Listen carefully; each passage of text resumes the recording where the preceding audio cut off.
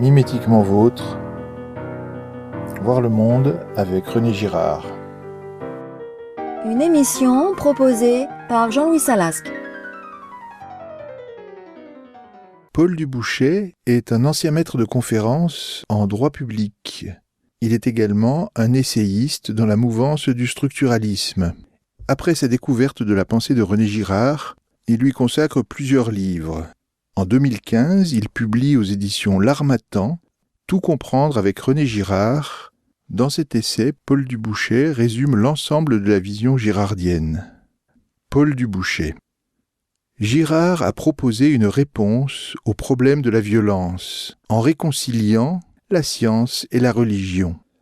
En effet, au moins depuis la Renaissance, l'essor des sciences et des techniques n'avait cessé de creuser un fossé de plus en plus profond entre le savoir et la religion, fossé qui devait devenir un véritable gouffre avec tous les positivistes et autres scientistes du XIXe siècle. Dans la première moitié du XXe siècle, devant la redoutable puissance de la raison technico-scientifique, toute réconciliation de la science et de la religion devenait de plus en plus impensable. Et plus encore aujourd'hui, après la traversée de la seconde moitié du XXe siècle, qui n'a fait que consacrer la victoire sans partage de la science et de la technique, en même temps que le règne de la violence, reléguant la religion dans un isolement exsangue, ou bien pire, dans un fanatisme sanguinaire. C'est alors que René Girard vint jeter un pavé dans la mare, en réconciliant les valeurs d'explication scientifique et les valeurs de révélation religieuse. Pavé d'autant plus formidable que cette réconciliation, il devait la demander au christianisme, à la Bible et aux évangiles, qui, seuls correctement lus, pouvaient la porter. Et par là, René Girard a vaincu l'incroyance et l'athéisme occidental, qui bien avant la Renaissance, mais surtout après, fut toujours dirigé contre le christianisme, que ce soit avec les Lumières ou avec leurs rejetons athées du XIXe siècle, mais aussi plus grave, au XXe siècle, avec les totalitarismes nazis et communistes, puis avec les démocraties capitalistes et le terrorisme. Dans le domaine religieux comme dans les autres, Girard développe une argumentation logique, sans jamais avoir recours au surnaturel, à la transcendance, ne faisant qu'invoquer des raisons ethnologiques, sociologiques, psychologiques, en un mot anthropologiques, ayant directement prise sur le réel. C'est ainsi qu'il conduit sa lecture de l'Ancien et du Nouveau Testament.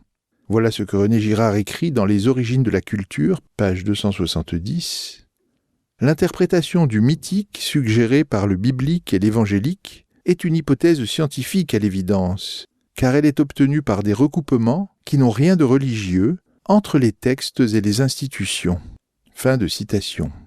D'ailleurs, après s'être demandé si les évangiles n'en savent pas beaucoup plus sur la culture humaine que tout ce que l'anthropologie et la sociologie contemporaine prétendent nous enseigner, Girard répond que les évangiles nous fournissent une clé qui ouvre d'innombrables serrures et transforme radicalement la culture.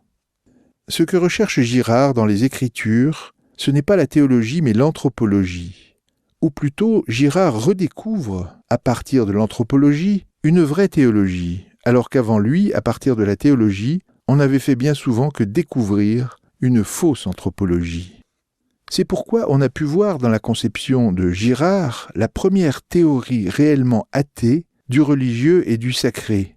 Cette affirmation n'est pas fausse, à condition d'ajouter que la conception de Girard est également la première théorie réellement religieuse de l'athéisme et de l'agnosticisme. En effet, lorsque Girard lui-même dit « Il n'y a rien de proprement religieux dans mes travaux », il devrait préciser « dans mes travaux religieux » et il devrait ajouter « On ne trouve rien de proprement profane dans mes travaux profanes ». Ne pourrait-on dire que Girard fait une lecture profane des textes religieux et une lecture religieuse des textes profanes, ce qui d'ailleurs éclaire admirablement les uns et les autres, peut-être parce qu'il bénéficie alors d'une lumière inhabituelle. Car pour Girard, la philosophie éternelle, qui se confond avec la religion chrétienne, reste bien l'amour de la sagesse et la recherche de la vérité, l'amour de la raison et de la liberté. À cet égard, nous devons rappeler une petite anecdote. Comme on nous avait demandé un jour ce qu'était pour nous la philosophie du droit, nous avions répondu un peu rapidement par une boutade. La philosophie, c'est la haine de la raison, et le droit, c'est la raison de la haine. Seule la seconde partie de la boutade est exacte, puisque la raison de la haine n'est ici que la lutte de la raison pour venir à bout de la violence. La première partie de la boutade, nous l'avions empruntée à Nietzsche, mais surtout à Heidegger, qui à la fin de sa vie continuait à définir la philosophie comme l'amour de la folie, c'est-à-dire, selon Girard, comme l'amour du sacrificiel. À l'enseignement de René Girard, la vraie philosophie serait exactement le contraire de ce que pensait Heidegger. Elle serait encore la recherche de la vérité, l'amour de la raison, c'est-à-dire, pour parler comme Girard, l'amour du non-sacrificiel, la dénonciation du sacrificiel, ce qui est précisément le propre de la religion chrétienne.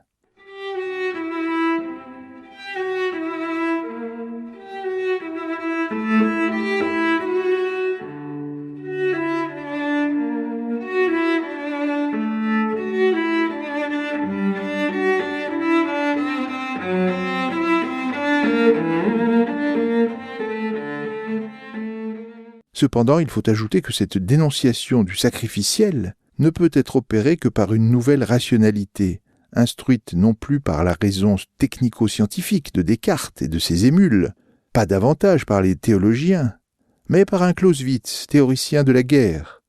Voici ce qu'écrit Girard dans son dernier livre achevé Clausewitz. Ce ne sont pas les théologiens qui nous ont mis sur la voie de cette rationalité, mais un stratège en chambre, un théoricien militaire, un écrivain sulfureux.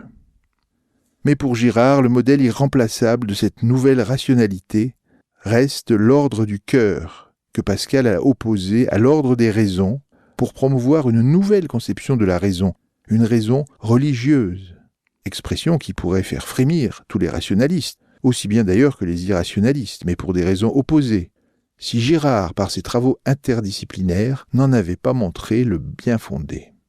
Aussi n'est-il pas étonnant qu'à la fin de son introduction à Achever Clausewitz, livre qu'il qualifie d'apocalyptique, Girard réaffirme, je cite, « Plus que jamais, j'ai la conviction que l'histoire a un sens, que ce sens est redoutable, mais qu'au lieu du péril croît aussi ce qui sauve. » Dans le même ouvrage, en effet, Girard ajoute « Plus croît le silence de Dieu, et avec lui le danger d'un accroissement de la violence, plus la sainteté s'impose comme une distance retrouvée avec le divin.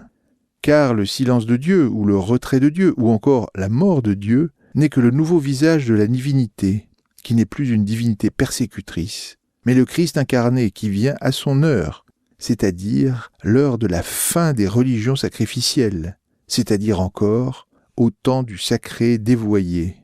Le Christ qui vient nous apporter le salut qui consiste à l'imiter, c'est-à-dire à imiter la relation de retrait qui le lie à son Père. Autrement dit, trouver la bonne distance à Dieu qui sanctifie en rejetant la mauvaise distance de la réciprocité mimétique qui ne fait que sacraliser.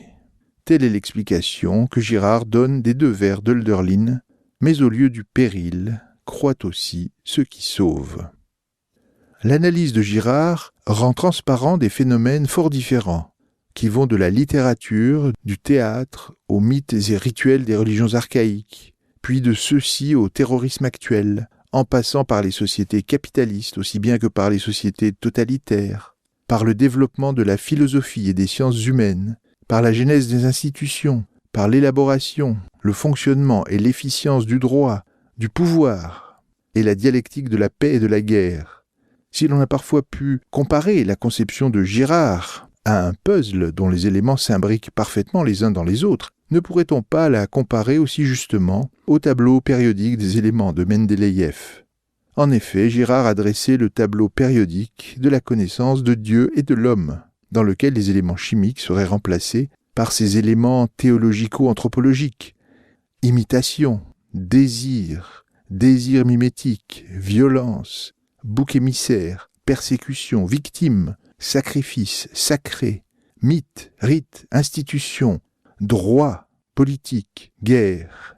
Ainsi, avec Girard, tout est rendu lumineux par une approche objective de la révélation judéo-chrétienne, nous donne un regard lucide sur les sociétés, tant archaïques que modernes, tant sous-développé que surdéveloppé, également sur la situation de l'homme dans le monde et sur son devenir qui lui appartient encore, en grande partie, de décider et de choisir. En maîtrisant mieux le rôle des institutions dans le fonctionnement du droit et du pouvoir, notamment dans les rapports internationaux, dans ce domaine du droit, Girard simplifie tout. Ainsi, sur le problème du droit naturel et de ses rapports avec le droit positif, qui a fait couler beaucoup d'encre, Girard apporte une réponse des plus simples.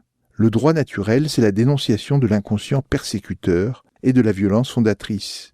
Et le droit positif, ce n'est pas la négation de cette dénonciation, mais au contraire, la difficile tentative de sa mise en œuvre. Ainsi, pour Girard, le droit naturel, c'est le Christ. Job, qui dans la Bible clame son innocence, ou Antigone, qui dans la mythologie grecque n'accepte pas le sacrifice de ses frères, ni la culpabilité de son père. Antigone est la seule à dénoncer la violence du droit, à défendre Édipe. Elle éprouve pour lui cet attachement qui est celui de tout enfant pour son père, sans qu'il soit besoin d'invoquer une essence incestueuse. Girard rejoint donc la tradition, qui fait d'Antigone le symbole même du droit naturel. Mais en plus, il en montre le bien fondé, il la justifie contre toutes les réserves et les prétentions qui peuvent être faites à son endroit. C'est pourquoi, au sujet de son œuvre, que Girard édifie patiemment, dans une construction aussi harmonieuse qu'imposante, on a pu parler de la cathédrale girardienne, ce qui n'est pas sans évoquer cette même image de la cathédrale, si souvent invoquée pour décrire l'architecture de la somme théologique de saint Thomas d'Aquin. Merci de votre écoute, à notre prochaine rencontre.